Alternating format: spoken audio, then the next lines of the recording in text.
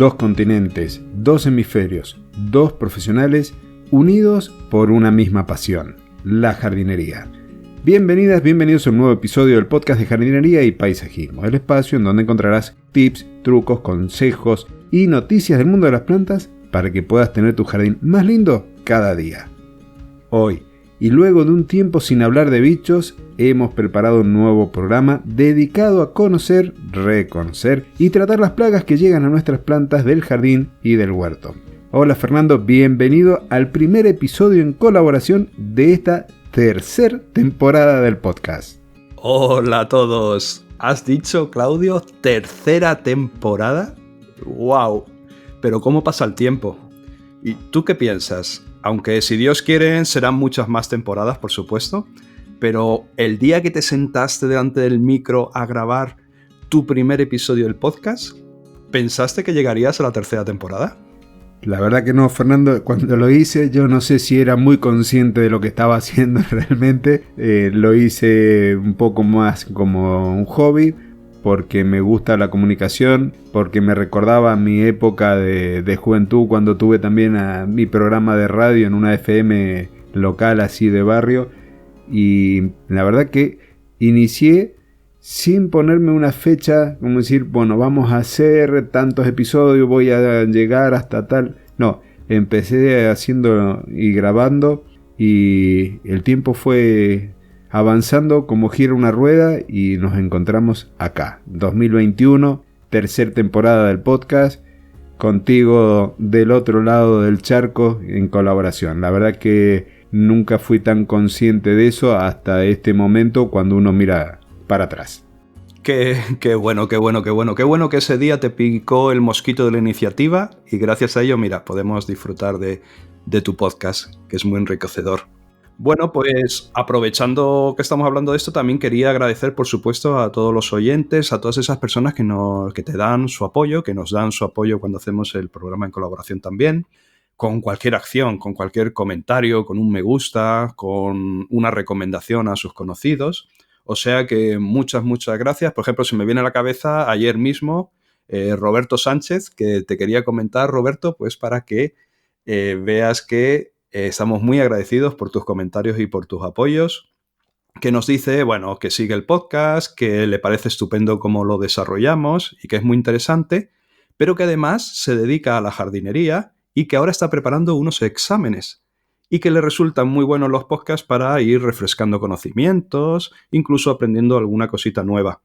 Así que, bueno, muchas gracias, Roberto, y buena suerte con esos exámenes. Sí, la verdad que ese tipo de cosas, de comentarios, realmente son importantes porque nos ayudan también a seguir creciendo. Y eso me lleva, Fernando, también ahí a recordar los comentarios que tenemos dentro del grupo privado de Telegram. Para aquel que recién está escuchando este episodio como uno de los primeros, hay un canal de Telegram, tengo un canal de Telegram abierto, t.me/jardineros, donde todas las semanas voy compartiendo información. Y aquellos que colaboran en este momento con la causa que es el podcast de jardinería y paisajismo a través de Patreon, acceden a un grupo privado de Telegram en donde ahí hemos tenido también muchas devoluciones, tanto a las colaboraciones que hace Fernando como las que he hecho yo y las que van haciendo cada uno de los integrantes, porque es una comunidad realmente muy linda. Cada uno aporta lo suyo desde su conocimiento. Hay quien se dedica a la horticultura orgánica y comparte su experiencia. Hay jardineros profesionales y jardineros amateur y, como siempre, los amantes de las plantas. Así es que también gracias a ellos por sus comentarios y a seguir adelante, trabajando. Por supuesto, muchas gracias a todos. También comentar que en nuestra web, cursosdejardinería.com, hemos puesto el curso de nuestro compañero profesional con más de 20 años de experiencia en la construcción de jardines verticales, el ingeniero Anthony Rodríguez Barquero. Ha querido dejar, en vídeos, mediante el formato curso, pues toda su experiencia. La verdad que el curso yo lo he hecho y me ha gustado muchísimo. Está muy bien, se nota que sabe un montón. Muy enriquecedor.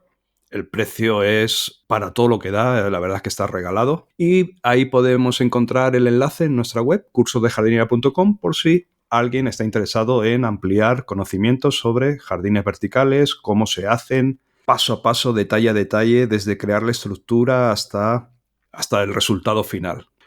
Bueno, vamos a seguir, para no demorarnos más, hablando de insectos chupadores. Son esos insectos que por desgracia atacan nuestras plantas y por tanto se pueden convertir en un dolor de cabeza para nosotros. Y hoy nos toca hablar de los chinches. Así que, si te parece bien, Claudio, ¿quieres empezar tú con la introducción? Comenzamos. Ayer justamente estábamos sacando unas plantas, unas malas hierbas, unas malezas, como le llamamos acá, y había unas cuantas chinches ahí haciendo su aparición entre medio. Bueno, en este caso la familia es Tingidae, el suborden es Heteroptera y Hemiptera es el orden al cual pertenecen estos insectos. Existen numerosas especies que se alimentan mediante su aparato bucal picador-chupador, como lo hacen los otros que hemos estado viendo, los pulgones y las cochinillas, y absorben entonces principalmente desde el floema, produciendo lesiones debido a su alimentación y en muchas ocasiones también son transmisores de virus. Pero no todas las chinches son malas para nuestras plantas. En esta familia también tenemos algunas que son voraces depredadores y que clavan su aparato bucal en los huevos o en el cuerpo de otros artrópodos, de pulgones, de insectos, de ácaros, y le succionan todos sus líquidos. Parecen una película de ciencia ficción estas de extraterrestres. Bueno, en este caso, estas chinches se alimentan de todos los jugos que tienen adentro otros insectos que no son tan buenos para las plantas. Así que a la hora de hacer algún tratamiento químico, debemos tener muy en cuenta a estos insectos benéficos para poderlos proteger también. ¿Cuáles son las características de los que no nos gustan tanto? Vamos a dar un repaso rápido por las características generales de estos chinches, también llamados tíngidos. Y bueno, en principio son insectos muy pequeñitos, 2 a 4 milímetros, y tienen las alas profusamente reticuladas. Reticulada significa con forma de red. Algunos de ellos son fitófagos, o sea que se alimentan de plantas. Otros, como acabas de decir, se alimentan de otros insectos, por lo tanto son depredadores.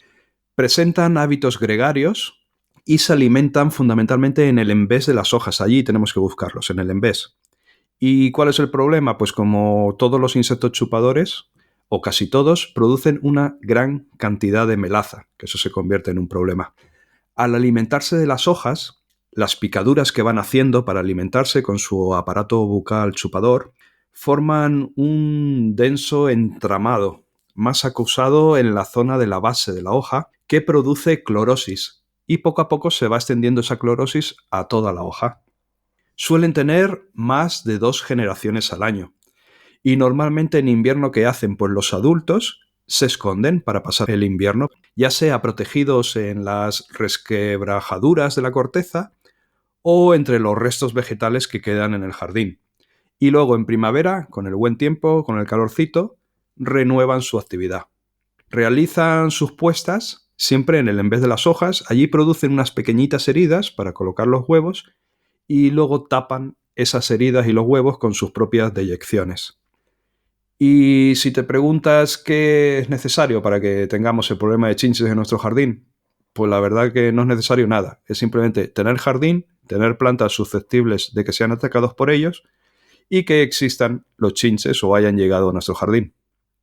O sea que, Claudio, cuéntanos un poquito qué daños producen los chinches en las plantas. Bueno, ya habías comentado vos las decoloraciones, esas clorosis, que en este caso tienen forma de puntos amarillos. Sobre todo las vemos en el haz de las hojas, es la cara visible, y puede llegar a ser que estas hojas se sequen y se caigan. También a nivel general, dependiendo del ataque que se tenga, hay un debilitamiento de la planta, la pérdida de las hojas, es decir, una defoliación, la entrada de otros patógenos a partir de esos orificios que van quedando cuando las chinches se van alimentando, la aparición de las negrillas, que hemos comentado que es un hongo que se da producto de las deyecciones de los insectos chupadores, y además a partir de esas deyecciones que van cubriendo las hojas, van limitando el funcionamiento de las plantas. Y como vos bien dijiste hace un ratito, normalmente los encontramos en el envés, en la parte de atrás de las hojas.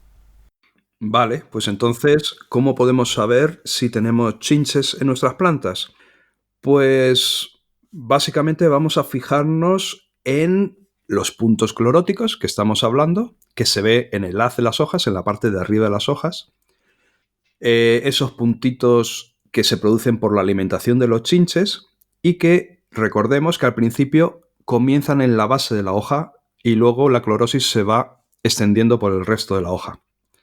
También podemos encontrar agrupaciones de estos insectos en el envés de la hoja. Como tienen carácter gregario, viven juntitos, por decirlo de alguna manera, pues nos puede llegar a resultar fácil encontrar esas agrupaciones. También podemos encontrar excrementos, son puntitos negros que encontramos sobre las hojas, o simplemente podemos ver el insecto ya adulto. Y como es costumbre, vamos a los nombres científicos, a los nombres latinos de las especies por ahí más frecuentes dentro de los jardines. La primera es la Monosteira unicostata, conocido también como el tigre del almendro. Afecta en zonas verdes, sobre todo a álamos, al género Populus, a los fresnos, a las piracantas y también a aquellos frutales que se encuentran dentro de estas zonas verdes, sobre todo al almendro, de allí que se lo conoce comúnmente como tigre del almendro. Otra de las especies también muy frecuente es la Coritucha salicata, que afecta también al álamo blanco, el Populus alba, a algunas variedades de prunus y al Salix babylonica, al sauce. La tercera también en orden de aparición es la Stephanitis piri, que afecta a las azaleas, los rododendros y también a algunos de los frutales. Bueno, Claudio, te voy a ayudar con la cuarta para que no siempre te toque a ti los nombres científicos. Venga, el cuarto ejemplo que habíamos tomado nota para comentar es la Corituca ciliata, o fácilmente o reconocible comúnmente como el tigre del plátano, que afecta principalmente a esta especie de árbol, al plátanos. Los síntomas de su presencia suelen ser pues de coloración ya amarilleo de las hojas, que se inicia alrededor de los nervios a causa de las picaduras que producen los chinches. Los ataques provocan debilitamiento, pérdida del vigor por la extracción de la savia y una caída prematura de las hojas a finales del verano. También hay presencia de restos de muda de los insectos, mucha melaza y puntos negros que son los excrementos. Son puntos negros brillantes sobre las hojas, con posterior aparición del hongro negrilla. Para el control puede utilizarse la lucha biológica, también los tratamientos naturales o tratamientos químicos mediante la endoterapia. Pasan el invierno en estado adulto, escondidos en las grietas de la madera, y pueden llegar a soportar temperaturas muy bajas, hasta menos 24 grados centígrados. En primavera, con la brotación, vuelven otra vez al ataque. Ocupan las hojas, ubicándose en la zona del envés y próximos a el nervio central de la hoja. A continuación se reproducen y las hembras pueden llegar a poner hasta 350 huevos cada una. Realizan la puesta de forma aislada o en pequeños grupos sobre el propio envés de las hojas.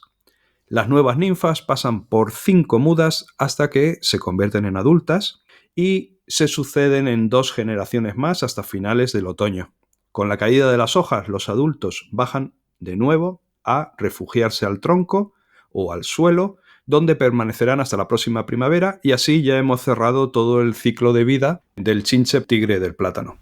Entonces, pasamos a los métodos de control, Claudio. Perfecto. Como siempre hemos dicho, lo primero es la prevención. Lo importante es no introducir plantas infectadas en nuestro jardín. Si vamos a un centro de jardinería, a un vivero, y compramos plantas para acomodarlas dentro del jardín, para colocarlas allí, siempre hay que hacer esa revisión, controlar que estén sanas y que no sean portadores de plagas para evitar males mayores. Entonces, lo primero es la prevención y después, a partir de eso, tenemos que ir haciendo ese control, ir mirando nuestras plantas en el jardín. Cuando veamos esos puntitos amarillos en las hojas, verificar la presencia de algún insecto chupador. En este caso estamos hablando de las chinches. Para todo esto, evitar de que tengamos poblaciones donde tengamos que hacer una intervención mayor.